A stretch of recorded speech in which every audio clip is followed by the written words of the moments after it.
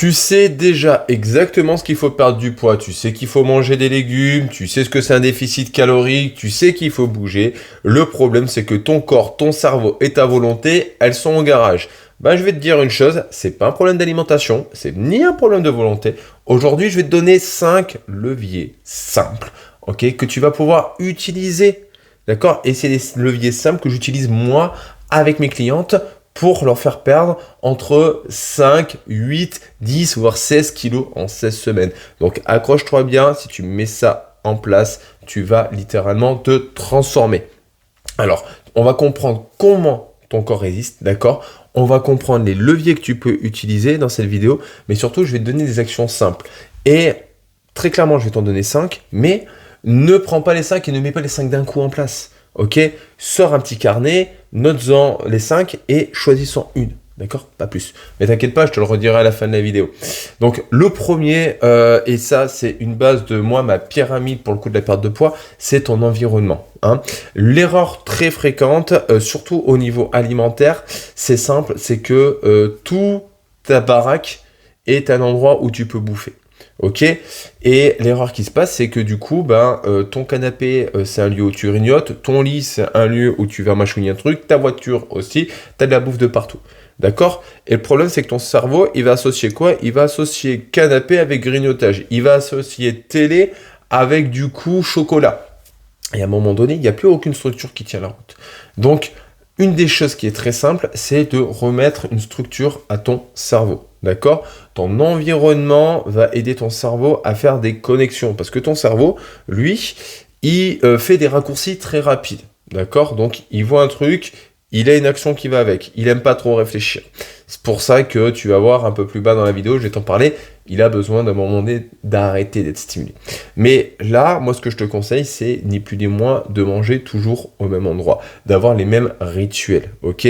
La table et pas assise, d'accord, avec un écran, mais la table, ensemble, en famille, d'accord? Et tu viens te sélectionner vraiment un endroit. Pour l'activité physique, c'est pareil. Si tu préfères dehors, dehors. Si tu préfères chez toi, dans ces cas-là, choisis un endroit chez toi. C'est pour ça que beaucoup de femmes, en fait, ont du mal à s'entraîner chez elles. C'est parce que, en fait, elles se disent, je suis pas motivé. Non, non. C'est parce que leur cerveau a identifié que cette zone-là, en fait, n'est pas dédiée au sport. Donc, du coup, elle fait un blocage. Moi, très souvent, je leur dis, ok, tu choisis un endroit, tu poses ton tapis, comme ça, au moins, t'ancres l'idée que ici, c'est pour le sport.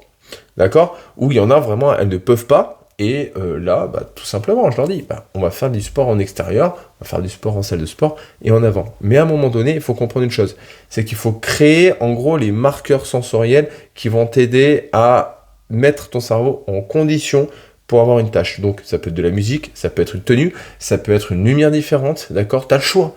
Mais simplement, donne des signaux à ton cerveau que, ok, dans cette situation-là, il doit avoir tel comportement, il doit t'envoyer tel message. Et tu vas voir que c'est extrêmement simple.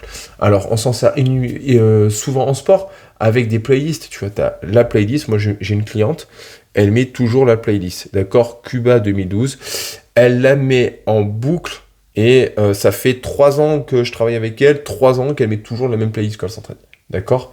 Et à tel point qu'elle sait que à telle chanson, elle arrive à tel moment de la séance. Donc, son cerveau a fait le lien. Pareil pour la bouffe, si tu as l'habitude de bouffer devant la télé et devant les écrans, lâche cette habitude-là et viens manger à table. Tu vas voir que ça va être beaucoup plus simple. Et envoie juste à ton cerveau que le canapé, c'est un endroit où tu te détends, tu regardes la télé, mais c'est pas un endroit où tu bouffes. Et tu vas voir, ça va être beaucoup plus facile.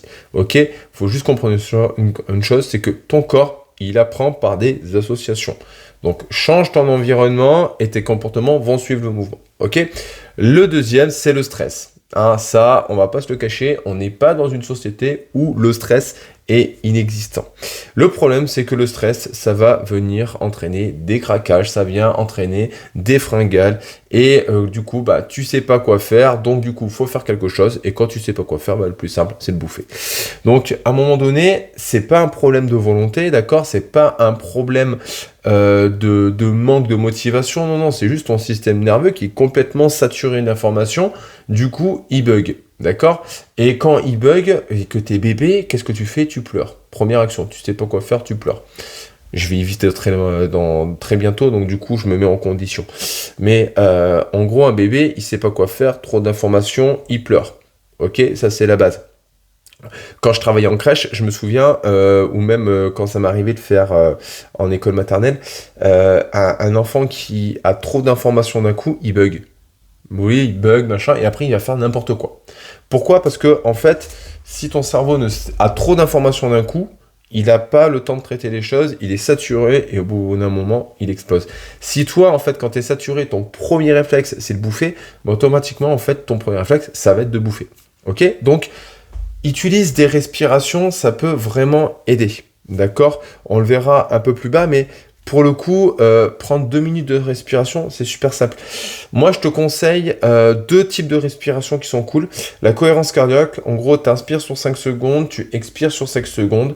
D'accord? Tu as plein de playlists sur YouTube, tu peux y aller. La deuxième qui est cool, c'est le 4-7-8. Tu inspires sur 4 secondes, tu bloques sur 7 secondes et tu expires sur 8 secondes. Celle-là, elle est super bien, elle vient vraiment stimuler ton système parasympathique. C'est le système qui régule le stress. Donc du coup, ça va aller beaucoup mieux. D'accord? Juste un truc à retenir, si tu veux te détendre, inspire, mais surtout expire beaucoup plus lentement. Ça va t'aider. D'accord? Et c'est con, mais pour les femmes qui ont eu des enfants, quand vous allez au cours de préparation, c'est ce qu'ils vous disent. Vous inspirez, vous gonflez votre ventre, et vous soufflez le plus longtemps possible. D'accord?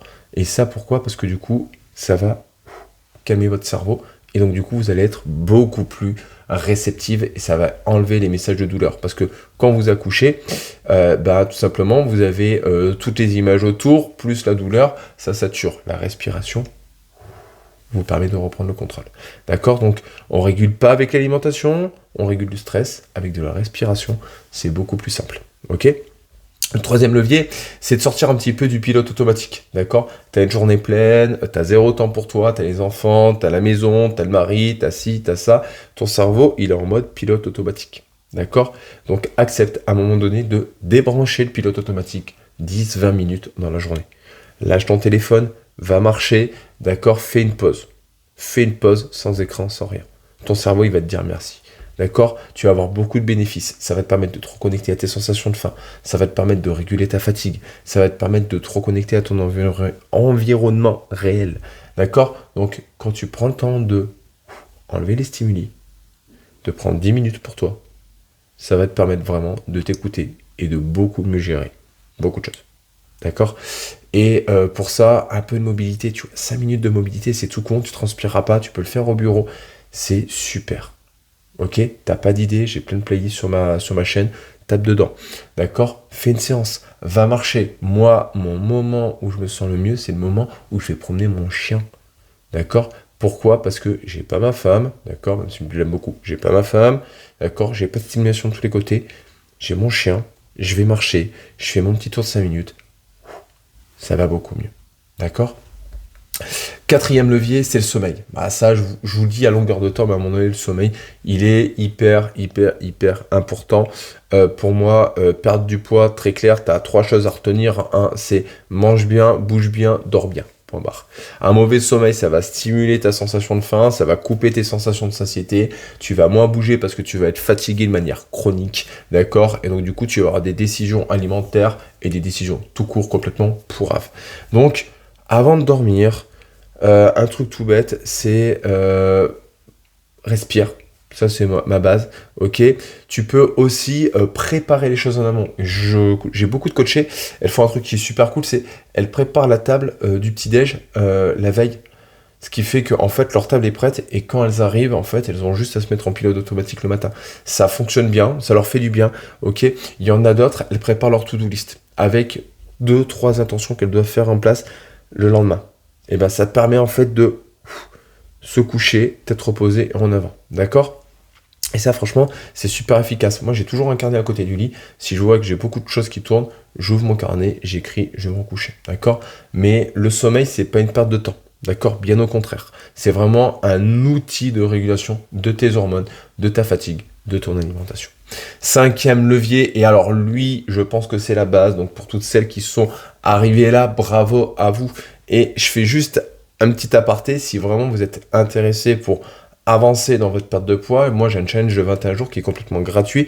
Vous pouvez le cliquer, c'est le premier lien en description et ça pourrait vous aider. D'accord, on commence avec un rendez-vous avec moi, on fait le point ensemble, d'accord, sur objectifs, besoins, difficultés, je réponds à toutes vos questions et derrière vous avez tout ce qu'il faut pour pouvoir réussir votre dernière transformation physique. C'est le premier lien en description, tu as juste à cliquer dessus, d'accord, pour prendre ton rendez-vous et let's go. Maintenant, ce 5e levier, c'est ton identité. Ton identité, à un moment donné, elle est vraiment importante. Si à un moment donné, tu te considères que comme une mère, si à un moment donné, tu te considères pas comme une femme, si tu te répètes des phrases comme « je suis pas sportif »,« je suis qu'une maman »,« je manque de volonté »,« je n'y arriverai jamais », si à un moment donné, en fait, tu te rabâches ces phrases-là, ton identité va avancer par rapport à ça. D'accord ? Tu peux pas te dire à un moment donné « je manque de volonté » et je veux y arriver. Non, c'est soit l'un soit l'autre. D'accord ? Tu peux pas te dire je suis pas sportive et j'ai jamais été sportive et à côté en fait te dire je veux perdre du poids et me muscler. Bah, à un moment donné non, c'est pas compatible. D'accord ? Donc on n'a pas une identité, on a une multitude d'identités et on peut devenir qui on veut. D'accord ? J'ai été soignant, j'ai été en restauration, je suis coach actuellement, je vais devenir papa. D'accord ? J'ai été obèse, je suis sportif. On a différentes identités et on n'est pas ancré dans une identité. On peut devenir qui on veut du moment qu'on met des places et qu'on décide de changer cette identité. Donc déjà, regarde-toi dans le miroir et dis-toi je suis sportif. Regarde-toi dans le miroir et dis-toi, je suis la femme la plus importante pour moi. D'accord ? Et tu vas voir que déjà, le fait de te le dire, ça va te permettre de visualiser les choses. D'accord ? Visualise-toi en train de prendre soin de toi. Visualise-toi et fais des choses petit à petit, des mini-actions. Je te dis pas du jour au lendemain de venir t'inscrire à un semi-marathon ou alors de pousser les portes d'une salle de sport. Non. Tu peux commencer simple.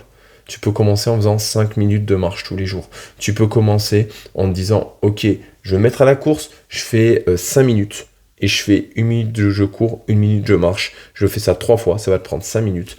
Basta. Tu peux commencer par ça. D'accord ? Tu peux commencer simplement en créant un menu et en structurant tes repas. Tu as plein de solutions. Mais visualise-toi et dis-toi simplement aujourd'hui, je fais un pas pour moi. Aujourd'hui, je deviens la femme que je veux devenir. Et là, sur cette période de fin d'année, c'est le meilleur moment pour réussir à mettre ce genre de choses en place. Ressentir de la fierté le soir d'avoir accompli des choses pour toi. Donc voilà. Donc, rappelle-toi d'une chose, c'est que on ne perd pas du poids en se forçant à faire les choses. On perd quand on devient quelqu'un qui se respecte. Et aujourd'hui, si tu te dis mon amour de moi, mon estime de moi, ma confiance en moi, elle est au plus bas, et ben dis-toi une chose, c'est que c'est une des raisons principales qui font que tu ne perds pas de poids. D'accord ? Parce qu'une personne qu'on n'aime pas, on ne va pas donner les moyens pour qu'elle réussisse à perdre du poids. Donc, commence déjà à devenir la personne la plus importante pour toi. D'accord ? Donc, au final, on comprend les choses, c'est 5 leviers. Ne mets pas les 5 en place d'entrée de jeu, mais en un, d'accord ? Et après, avance. Je te conseille de mettre le dernier levier en place en premier. D'accord ? Mais en gros, ton environnement définit tes comportements. Le stress peut entraîner des craquages, donc du coup, respire. Les automatismes, d'accord, créent une déconnexion. Donc, prends le temps de stopper 10 minutes pour stopper le pilote automatique. Le sommeil est vraiment important, il va t'aider à faire des bons choix, des bonnes décisions. Et ton identité va créer de la constance et de la régularité. D'accord ? Ne cherche pas à tout changer. Choisis un levier et avance dessus. D'accord ? Dans tous les cas, les filles, rappelez-vous d'une chose, vous êtes les personnes les plus importantes pour vous. Arrêtez d'enfiler des perles.